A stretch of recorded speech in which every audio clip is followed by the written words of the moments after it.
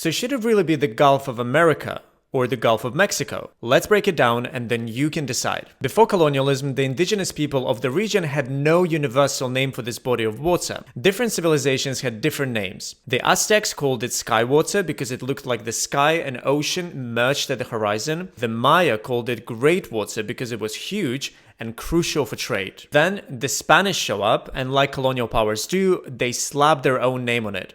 Gulf of Mexico. But fun fact, for the next 100 years, people were also calling it the Gulf of Florida and even the Gulf of New Spain. Fast forward to 1821, Mexico gains independence and the name stays. But back then, Mexico was way bigger. It controlled more of the Gulf coastline. Then in 1836, Texas, that was part of Mexico at the time, declares independence. 10 years later, the US wins the Mexican-American War and Mexico loses even more land to the United States. But the name still the Gulf of Mexico. Now we're in 2025 and Donald Trump decided to change the name to Gulf of America. There is actually nothing stopping him. There are no international rules about naming bodies of water. But here is the thing. Just because the US changes the name doesn't mean the rest of the world has to follow. Trump could rename the Pacific Ocean to the American Ocean tomorrow, but it doesn't mean anyone outside the US would take it seriously. So what do you think? Should it be Gulf of Mexico or Gulf of America?